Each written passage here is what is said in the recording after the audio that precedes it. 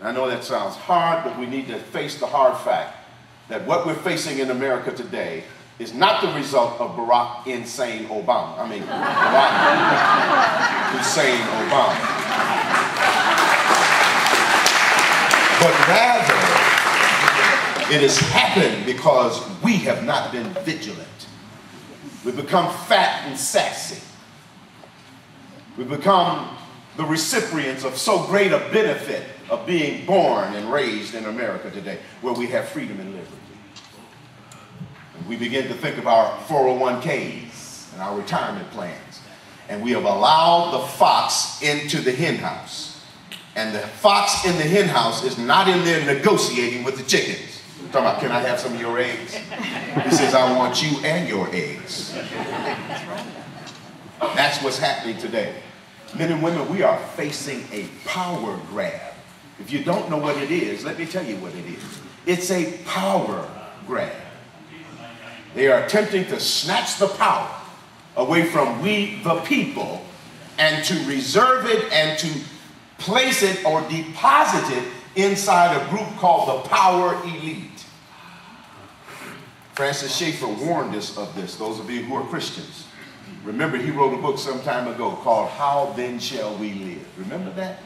Where he gave a prophetic analysis of where America was headed. And he asks and answers the question, what will happen to America when the Christian consensus is removed from the public square? And he answered. He says, it will be filled by an elite. Yep. And the elite will arbitrarily determine what's right and what is wrong. But here, understand this, men and women. When this elite makes that kind of decision, what is right and wrong for us, it is out of a framework of human secularism that's based in relativism. Do I need to tell you that what they determine right today can be subject to change tomorrow? That's what relativism does. And they think out of a Darwinistic frame of reference. What does Darwin say? The survival of the fittest and natural selection. I'm smarter than you are, I'm more intelligent than you are, and I can determine what you can and cannot do because I'm better than you are. That's what an elite begins to think. And that's what you're facing today in Washington, D.C. We have a group of elitists who think they're smarter than we are and more capable than we are to make decisions for us. We've allowed that to happen. We have been bullied and bludgeoned and pushed out of the public square. I'm talking about Christians. We've allowed PC, political correctness, to trump CC, constitutional correctness. Yep.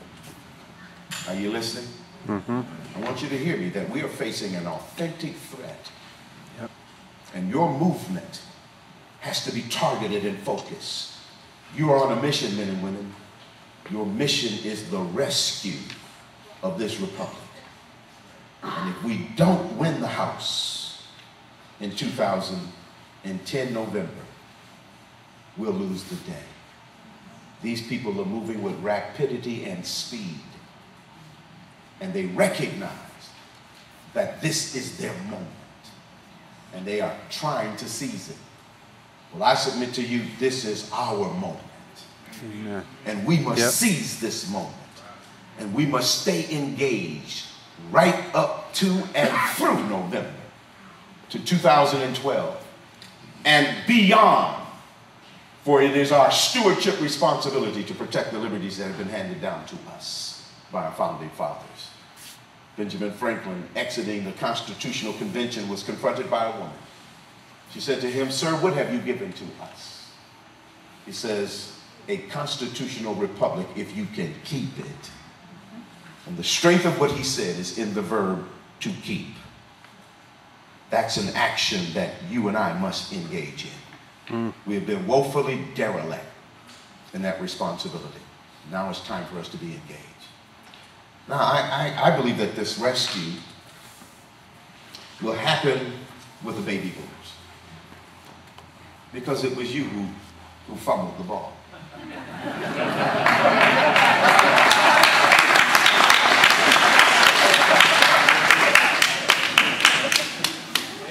But here's a demographical fact that you must understand. Demographers tell us that it takes 2.1 kids per family in order to replace itself. In America, in the majority community, that is the white community in America today, we have dropped from 2.1 to 1.8. Demographers say that that is irreversible reduction. In other words, if you as a community decide today, okay, we're down to 1.8, we've got to change this, we've got to get it back up to 2.1, it would take exactly 100 years to do it. 100 years. In the black community, the numbers are even far more staggering and frightening. It is down to 0.9. 0.9. That's elimination. That's elimination. I believe that the rescue takes place with the seniors in our community. Number one, there's more of you than anybody else. Think about that. Behind you is not a whole big demographics coming up, folks. And that's why we're allowing our borders to bleed like a sieve. Because we recognize we don't have a labor force. Have you thought about that? Instead of us getting rid of abortion on demand, kicking it out of our culture and society, and encouraging families and encouraging same-sex marriage, we're going in the opposite direction. You think that's by accident? I submit to you it's by design. Yes. It's by design. However, because there's more of you than anybody else, I think we can rescue this thing, because I know you're sensing that these people are trying to kill me. Guess what? They are. Jack Kevorkian is not an anomaly. He was a deliberate plant. Anyway. In this health care, I call it death care. In this death care is end-of-life counseling and death panels. How many of you know that's in there? That's in there. And that's against the laws of nature and of nature's God. In this death care is rationing of health care based upon economic viability. In other words, they're going to take a look at a 25-year-old, and they'll look at a 65-year-old, and they'll say, which one has the greatest viability for the economy? The 65-year-old or the 25-year-old? 25-year-old, we can tax him for another 30 years. 65-year-old, he can cause more trouble for us. Because the older you get, the more medical attention you need. We'll give the care to the 25-year-old. They'll say to my mother and your mother, to the back of the line you go, here's a pain pill, hope to see you in 3 years. What they're really saying is, I hope you die in 3 years. Economic viability. That's inside this death care. Inside this death care is the public option, where the government will begin to tell you what you can and cannot have. My friends, that's tyranny. Any way you look at it, that's unconstitutional. There's nothing in the Constitution that gives the government a right to tell me how I can buy my insurance, or even tell me when my mother can die or not. Get out of my affairs. Leave me alone.